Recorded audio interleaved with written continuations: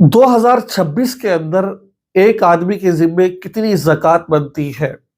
कितना सोना आपके पास मौजूद हो, कितनी चांदी मौजूद हो, कितना माल तिजारत मौजूद हो, कितना घर में सामान मौजूद हो, आप पर ज़कात आएगी। और ज़कात किनको देनी है? क्या भाई बहन को ज़कात दे सकती है, बहन भाई को ज़कात दे सकता है, चाचा को, मामा को, दादा को क्या ज़कात दे सकते हैं कि नहीं दे सकते? इसके अलावा ज़कात क्या प्लाट पर ज़कात आती कि नहीं आती? किराए के मकान पर ज़कात आती कि नहीं आती? किस्तों पर लिए हुए प्लाट पर ज़कात आती कि नहीं आती?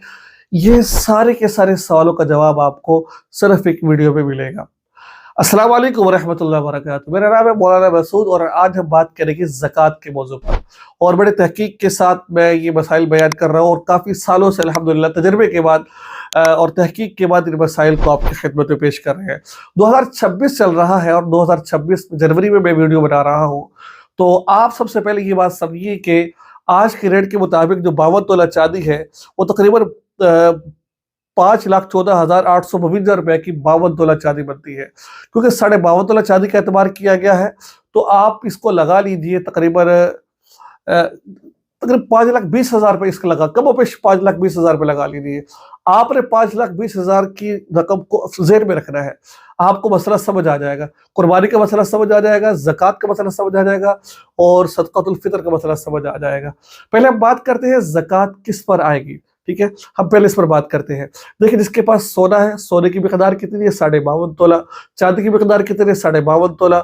और अगर इसके अलावा आपके पास माल तिजारत है और वो माल तिजारत 52.5 तोला, 5 लाख आज के एतबार से 5,20,000 रुपए के हवाले से हम हिसाब लगाएंगे 52.5 तोला चांदी की मक़दार।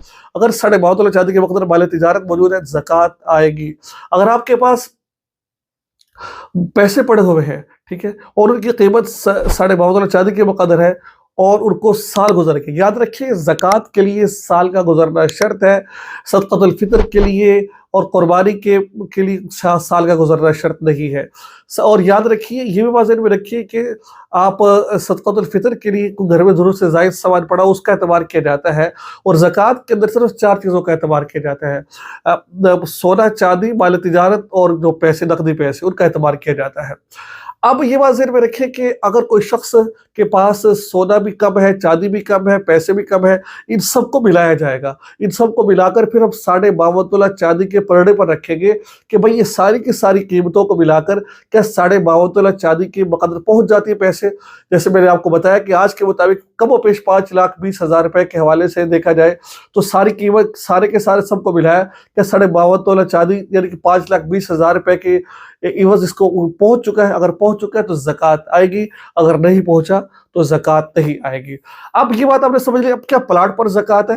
वो प्लाट, वो घर, वो मकान जो आप तिजारत की गरज से खरीदते हैं, खरीदो फरोख्त की गरज से खरीदते हैं, उस पर ज़कात आएगी। और जो आपने खरीदो फरोख्त यानी कि बेचने की गरज से नहीं खरीदा, वैसे ही खरीदा है, घर में रहने के लिए ज़रूरत के तहत, तो ज़कात नहीं आएगी।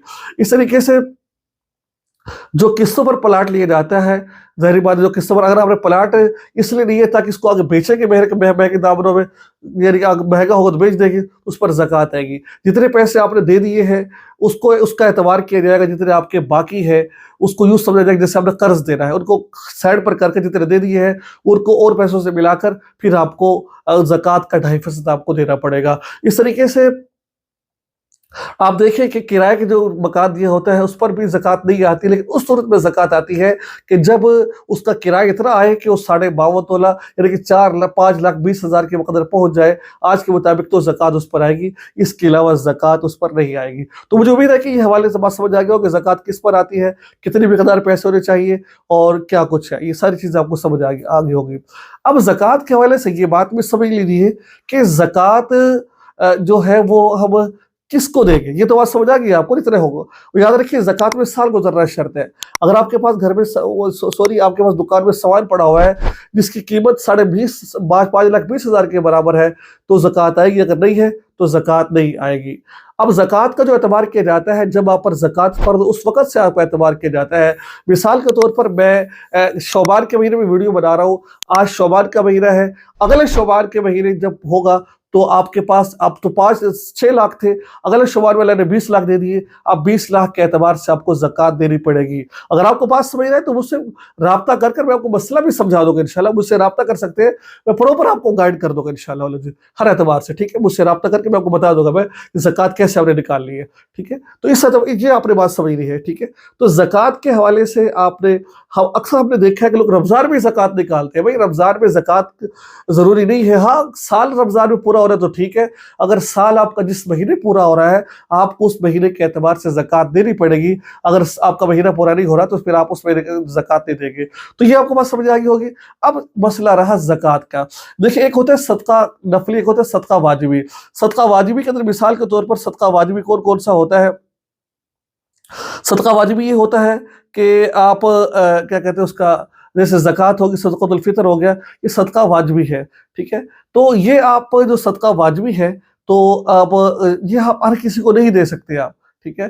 آپ ہر کسی کو نہیں دے سکتے، یہ صرف اور صرف اس کو دے سکتے جو مستحق ہو، جس کے پاس 52.5 تولہ چاندی کے بقدر پیسے موجود نہیں ہے، 5,20,000 کے مطابق جس کے پاس پیسے موجود نہیں ہے اس کو زکوٰۃ دے سکتے ہو۔ اگر آپ نے مستحق کو زکوٰۃ، غیر مستحق کو زکوٰۃ دے دی تو آپ کی زکوٰۃ ادا نہیں ہوگی، آپ کو زکوٰۃ دوبارہ ادا کرنی پڑے گی۔ اس وجہ سے جب زکوٰۃ دینے لگے تو یہ بات ذہن میں رکھے کہ مستحق کو چھان بین کر اچھے طریقے سے زکوٰۃ دے، جو اس کا مستحق ہو، ٹھیک ہے؟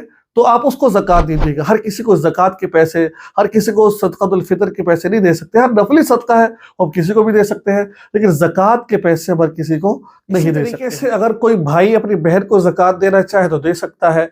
اگر کوئی شخص اپنے بھائی غریب بھائی اس کو زکوٰۃ دینا چاہے زکوٰۃ دے سکتا ہے۔ پھپھو کو زکوٰۃ دے سکتے ہیں، خالہ کو زکوٰۃ دے سکتے ہیں، بس میاں بیوی کو اور بیوی میاں کو زکوٰۃ نہیں دے سکتی، ٹھیک ہے؟